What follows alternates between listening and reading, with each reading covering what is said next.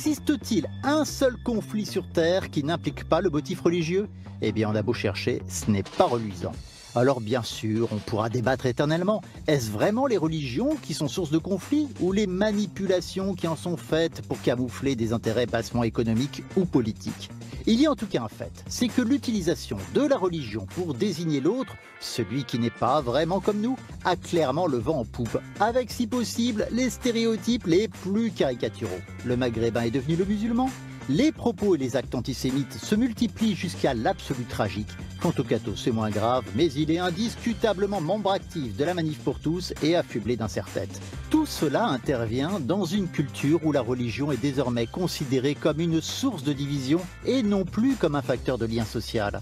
Mais les croyants, sont-ils plus tolérants les uns avec les autres? Et sont-ils prêts à défendre ensemble une culture de tolérance et de dialogue? Bref, ça questionne. Les religions sont-elles condamnées à s'affronter? Et voilà la question que nous allons poser à nos invités ce matin. Bonjour à tous et bienvenue. Vous en avez l'habitude, comme chaque dimanche de carême. Nous allons chercher des raisons d'espérer au cœur d'une rencontre. Rencontre ce matin, vous l'avez compris, entre trois personnes très différentes, mais qui finalement, comme nous tous, au final, se ressemblent. Que se passe-t-il? Que se vit-il quand un chrétien, une musulmane et un juif essaient de se rencontrer et mieux se connaître? C'est ce que nous allons voir ce matin avec nos trois invités. Sévim Uluam, bonjour. Bonjour. Merci d'être avec nous. Vous êtes musulmane d'origine kurde, aumônier dans les hôpitaux. À vos côtés, un rabbin. Bonjour, monsieur le rabbin Nissim Sultan, rabbin à Grenoble. Merci d'être avec nous. Et puis, enfin, pour compléter ce plateau, Christophe Cousinier, pasteur dans les Cévennes. Dans le sud, vous avez l'accent chantant. Un petit peu, soi-disant. Alors, vous avez au moins un point commun ce matin. C'est vous avez suivi la même formation à Sciences Po Paris. Emouna, c'est le nom de cette formation. Que se vit-il dans cette formation? Qu'est-ce qu'on apprend et qu'est-ce que ça veut dire, Emouna, monsieur le rabbin? Alors, Emouna est un mot qui semble faire consensus dans les traditions linguistiques des uns des autres. Pour ce qui est de l'hébreu, Emouna, ça veut dire confiance, renforcement, l'état de l'être réconforté, et ce qui donne ensuite le mot foi. Mais la foi dans son expérience. Une fois le tenir pour vrai posé, une fois l'acte de foi posé, qu'est-ce que ça suscite comme structure, comme persévérance et comme espérance? Emouna, il y a un mot, un synonyme, je pense, qui en est très proche, qui est confiance. Et c'est ça que Emouna a fabriqué entre nous. Et concrètement, qu'est-ce que vous avez appris à part la confiance? Il y a un cadre, il y a un objectif à cette formation. Pourquoi vous vous inscrivez à cette formation? Pour moi, ce qui est essentiel dans cette formation, Emouna, l'amphi des religions, qui est le titre exact de la formation, c'est avant tout de faire travailler ensemble des religieux. Apprendre à réfléchir ensemble sur des thématiques comme la culture, la science, tout un tas de domaines qui ne sont pas nos domaines de prédilection forcément, qui sont plutôt normalement la théologie. Là, on décide de travailler ensemble pour un vivre ensemble, je veux dire. C'est ce qui me semblait essentiel chez Emouna et ce qui était important d'ailleurs du fait que ce soit Sciences Po qui donne cette formation et non pas un institut catholique, juif ou musulman. Sévim, qu'est-ce que vous avez appris, vous? La première chose que je peux vous dire, pendant la formation Emouna, j'ai vu que malgré nos différences, grâce à nos différences, nous pouvons nous enrichir. Et pendant nos rencontres dans la formation, en dehors de la formation, nous avons tous différentes, mais on pense même, des choses même. J'ai vu ça la première fois. Et les fondateurs, toujours un véritable modèle devant nous. Comment nous pouvons nous organiser, et sur parler aussi les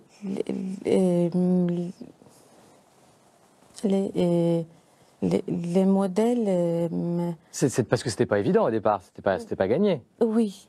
Et c'est pas gagné, c'est une rencontre. Oui, c'est ça, c'est le mot. C'est une curiosité, plutôt curiosité. Parce que c'est vrai qu'on parle beaucoup du dialogue interreligieux aujourd'hui. Il y a souvent des tensions qu'on dit religieuse. Alors, on ne sait pas si c'est religieux ou si c'est le signe d'autre chose. En tout cas, la religion est souvent la bannière d'un mal-être ou parfois même de violence. Finalement, le dialogue interreligieux, d'accord, mais comment et surtout pourquoi faire? C'est quoi l'objectif pour vous, monsieur le pasteur? L'objectif, je l'ai dit tout à l'heure, je crois que vraiment, c'est arriver à connaître vraiment un vivre ensemble. Emouna, la première année, je faisais partie de la première promotion d'Emouna, est née après le traumatisme vécu par les attentats Charlie et puis ensuite au Bataclan. Tout d'un coup est apparu le fait qu'il fallait que les religions discutent entre elles et il fallait qu'elles discutent aussi avec la République. Et je crois que c'est le pourquoi, fondamentalement, il est là. Peut-être qu'il y avait eu une forme de rupture entre la République et les religions. Et il a fallu retrouver ce débat-là, cette habitude de rediscuter ensemble, cette manière de nous apprivoiser peut-être les uns les autres pour faire vivre ce qui est, pour moi, on en reparlera peut-être tout à l'heure, essentiel, faire vivre cette laïcité, ce principe constitutionnel qu'est la laïcité, qui est la garantie justement de se vivre ensemble. C'est une histoire d'amitié en fait. Hein, oui, c'est-à-dire que Emouna n'a pas inventé la poudre en termes d'objectif du dialogue interreligieux. Dialoguer, c'est dialoguer. La définition, elle est déjà dans les termes de la question que vous posez.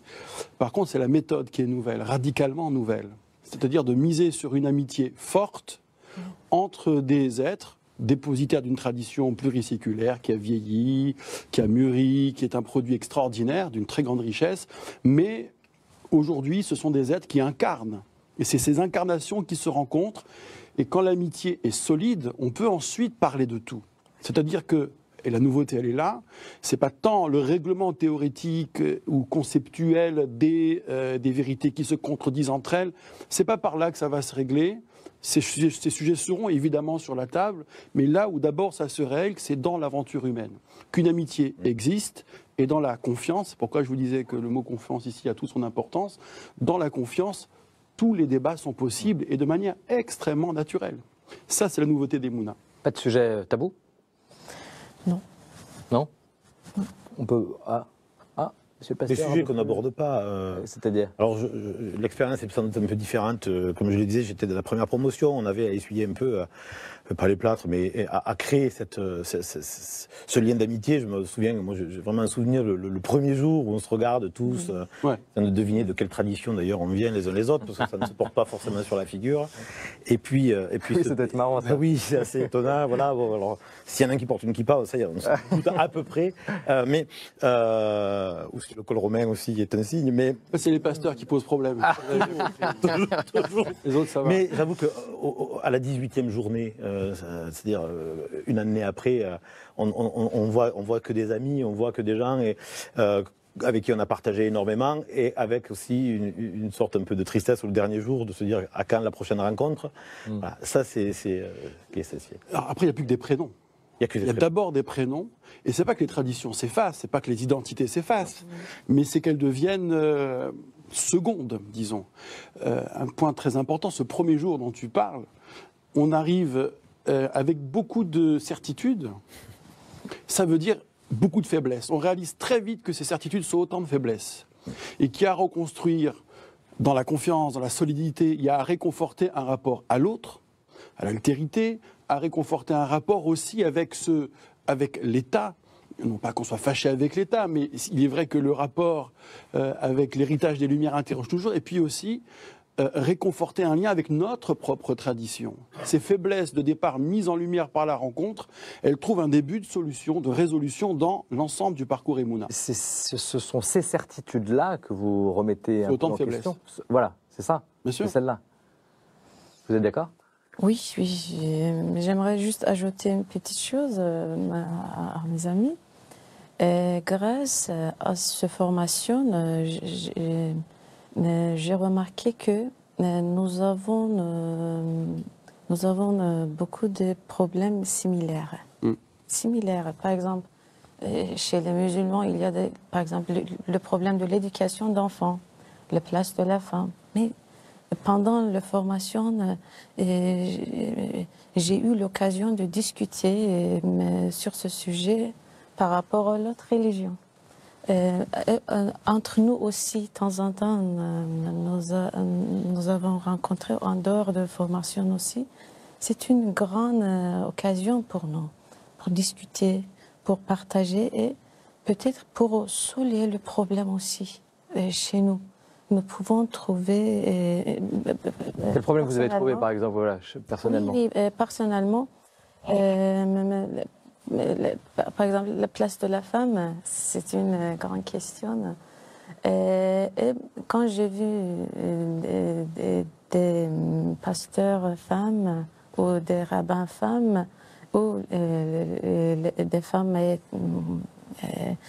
connues dans son société, dans son groupe, j'ai remarqué une chose que, oui, en France, les femmes musulmanes peuvent faire plus grâce à bienveillants de républicains, peut-être, et les lois aussi, toujours nous aident. Alors, puisque vous parlez de la femme, ça tombe bien, j'aimerais rendre hommage à beaucoup de femmes qui, en France, dans les quartiers populaires notamment, travaillent pour cette amitié entre les religions, entre les cultures, des religieuses très actives. Nous avons rencontré l'une d'entre elles, elle s'appelle Suzanne, regardez.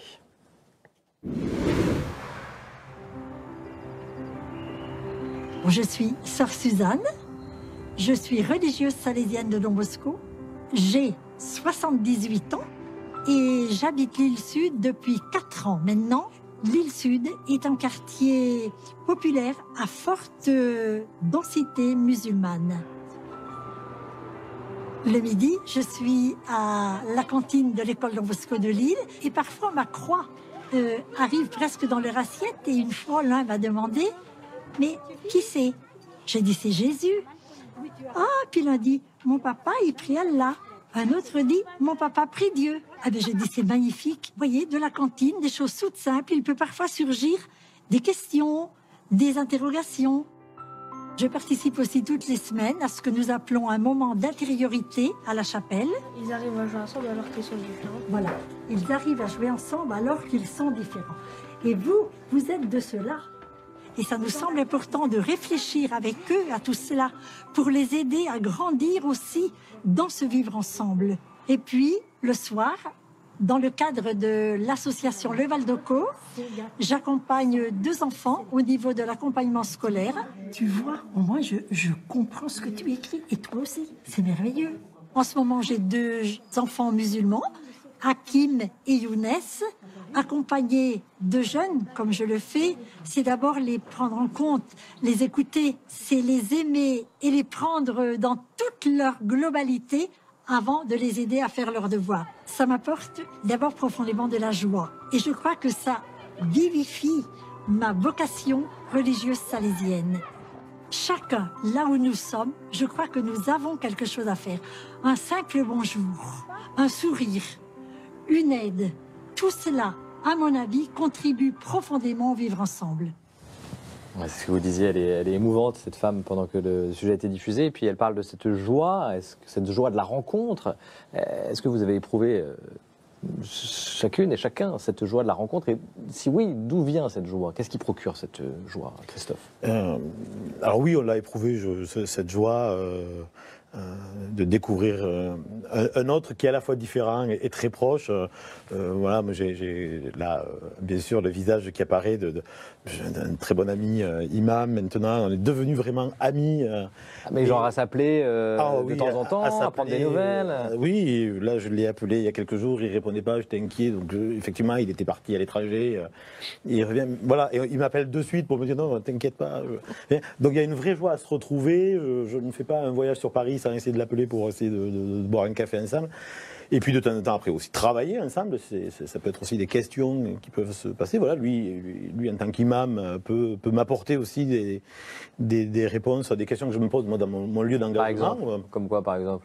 Par exemple, Comment le l'imam aide le nouvel imam de mon village qui vient d'être nommé, je ne le connais pas, je ne sais pas comment aller l'appréhender, je vais l'appeler en lui disant est-ce que tu peux avoir quelques renseignements ou me dire qui il est, est-ce que voilà. Et c'était aussi une des raisons d'Emouna, aussi créer ce réseau qui ne soit pas juste un réseau de religieux entre eux, mais aussi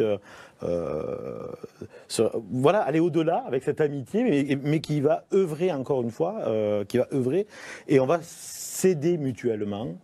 J'ai apporté aussi mon aide à d'autres questions, d'autres personnes qui m'interrogeaient, d'autres traditions, sur des collègues, enfin voilà. On ose plus aller vers l'autre, Nissim? Évidemment, tout devient beaucoup plus direct, beaucoup plus immédiat, beaucoup plus évident. D'abord parce qu'on a évolué ensemble. Ça, c'est intéressant. Entre premier et dernier jour, on a muté soi-même, on a connu une mue, et on voit aussi les autres évoluer, parce que d'abord, il y a des contenus d'un très haut niveau. Il y a des ateliers, mais il y a aussi des contenus qui sont délivrés sur un plan juridique, des sciences humaines, de philosophie, de théologie, d'art, qui font que toutes nos problématiques, comme tu les soulevais par exemple, question de la femme, question de l'éducation, sont mises en perspective. C'est-à-dire que vous voyez un petit peu ce que peut poser comme question, une question d'actualité par rapport à 20 siècles avant, à 20 siècles devant, par rapport à des courants de pensée, à des pratiques de la loi, etc. Ça dédramatise tout. Et vous avez des débuts de vision, ce qui nous manque beaucoup parfois dans notre ministère, parce qu'on est au taquet, parce que tout va très très vite. Et donc on voit tout le monde vivre cette dédramatisation des questions, se dire tiens, maintenant on va pouvoir faire quelque chose. Puis après il y a le réseau. Le réseau, c'est le maître mot dans tous les corps de métier, dans toutes les corporations. Le réseau, encore et toujours, alors je ne vais pas vous refaire Bourdieu, mais le capital réseau est déterminant, et il est bon que les religieux entre eux, parce que vous avez des religions qui se bâtissent en France sur le plan institutionnel, je pense à l'islam, vous avez le judaïsme qui a une certaine expérience, le protestantisme une autre, qui est voisine et en même temps différente, et bien sûr le catholicisme en France a une expérience, et le mot est bien trop faible, et tout cela peut communiquer désormais. Alors les institutions suivent parfois modérément, c'est possible. Mais c'est possible grâce à cette... la vision, elle est là maintenant. Voilà. La pratique du réseau, elle est là. Est-ce que vous imaginez, par exemple, avoir des amis prêtres, rabbins, pasteurs, être là sur un plateau comme ce matin? Oui. Avant la formation, malheureusement, je n'ai pas eu un réseau comme ça. Ah. Mais après la formation, pendant la formation, nous avons... le premier jour n'était pas facile, mais avec le temps, nous avons rapproché et nous avons commencé à discuter. Et nous avons vu notre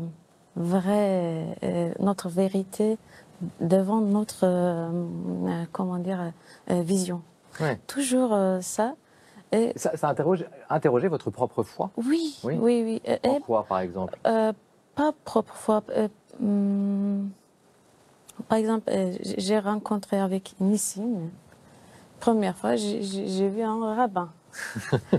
Mais quand on a discuté plus en plus, j'ai vu le caractère et son savoir et son piété. En fait, c'est très touchant pour moi. Petit à petit, oui, le respect toujours reste devant nous. Mais le respect, on sent le respect de tous nos cœurs. Oui. Le cœur de cœur. Oui, parce que ce rencontre, ce n'est pas, oui, bonjour. Non, c'est pas ça. Toujours, avec le jour de formation, nous avons sauté, nous avons pu sauter stigmatisation, oui, voilà. peut-être. Vous allez au-delà des préjugés. Oui, peut-être, oui. C'est dans la reconnaissance et l'acceptation de la différence que l'union se réalise. Ah voilà, alors c'est pas cette phrase, mais on peut réagir sur cette belle phrase aussi. Voilà, c'est dans la reconnaissance et l'acceptation de la différence que l'union se réalise. Henri de Lubac, un père catholique, évidemment, un prêtre catholique, qui parlait de ça. Comment vous réagissez à cette phrase? Est-ce qu'elle vous parle, Christophe? Moi, elle me parle énormément. Sur la définition même du dialogue interreligieux, je crois qu'il y a deux manières de l'appréhender. La première chose, c'est de faire dialoguer ensemble des religions, ce qui est assez impossible à faire, je crois, parce que nos dogmatiques font que c'est impossible de discuter. Je ne peux pas faire accepter à mon collègue rabbin que Jésus est le Messie, et voilà. Ma collègue n'acceptera jamais que je puisse croire à la Trinité. Est-ce que c'est la peine d'en parler du coup? Voilà, donc on peut à la limite faire connaissance de la croyance, du corpus dogmatique des uns et des autres. Ce qui est intéressant par contre, c'est comme je disais tout à l'heure, le dialogue interreligieux, c'est entre religieux. Et c'est ce que nous faisons, c'est de dialoguer entre nous et de pouvoir partager sur des thématiques qui ne sont pas forcément dogmatiques, mais ça peut être sur l'engagement social, ça peut être sur notre pratique, Et le respect peut exister même si vous n'êtes pas d'accord sur l'essentiel. Et exactement, voilà. Et on n'a pas besoin d'être d'accord sur l'essentiel pour dialoguer. Je fais partie plutôt du courant libéral du protestantisme, mais je peux très bien du coup discuter avec quelqu'un qui est d'un courant plus orthodoxe, voire orthodoxe d'une autre religion aussi. Voilà. Je peux ça parce que j'accepte la différence, parce que j'accepte qu'il n'est pas moi et que l'objectif premier du dialogue interreligieux n'est pas de convertir l'autre, mais bien de pouvoir échanger, d'entendre son idée, sans forcément que la mienne change d'ailleurs, mais de l'entendre et d'être enrichi par cette parole autre. Oui, c'est-à-dire que dès qu'on franchit le seuil des Mouna, la donnée c'est personne ne va convertir personne. C'est pas fait pour ça, c'est pas le but.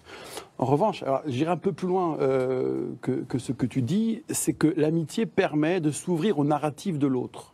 C'est-à-dire qu'évidemment, il y aura des points de désaccord fondamentaux, dogmatiques, et qui ne sont pas traduisibles d'une culture religieuse à l'autre. L'exemple que tu as donné est formidable pour cela. Mais néanmoins, il y a des émotions qui sont, elles, universelles. Notamment, on avait beaucoup parlé de la question du blasphème.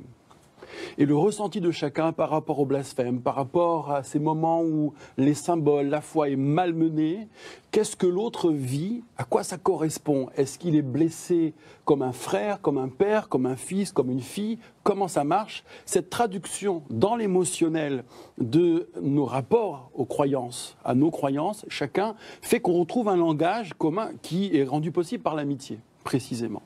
Alors, on arrive bientôt à la fin de cette émission. J'aimerais connaître vos raisons d'espérer. Dans ce contexte un peu de tension, où parfois on se comprend mal entre cultures différentes, entre religions différentes, très courte, en un mot, en quelques mots, allez, en 10 secondes, votre raison d'espérer, à transmettre à nos téléspectateurs. La raison d'espérer, la raison d'être ici, pour l'avenir, nous tous. Christophe.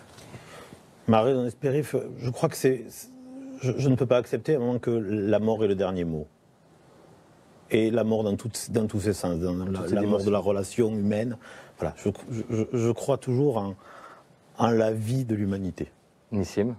Et Mouna est né sur des événements tragiques qui voulaient détruire le lien social, détruire le lien humain, que chacun se retrouve replié sur sa confession. Mon espérance, elle est placée dans ce qu'il y aura toujours des gens pour oser la rencontre et défier la division même.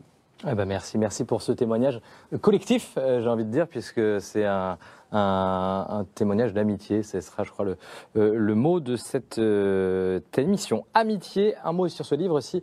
Liberté, égalité, fraternité. Je me tourne vers vous, monsieur le pasteur, puisque c'est un livre que vous avez co-dirigé. Et l'idée, c'est quoi? C'est de parler de laïcité L'idée, elle était au départ, c'était notre travail de groupe à Sciences Po, réaliser un ouvrage sur donc, la devise républicaine. En fait, on s'est rendu compte que peut-être ce qui allait nous réunir le plus, tous, c'était ces trois mots importants qui réunissent à la fois notre République, donc c'est-à-dire tous citoyens, croyants ou non croyants, et puis d'essayer de voir comment chaque tradition religieuse aussi pouvait interpréter ces trois mots, ce qui met en évidence du coup cette fraternité et humanité. Ça parlera à tout le monde aux éditions Olivier Tan. Merci encore à tous les trois. Il est temps de passer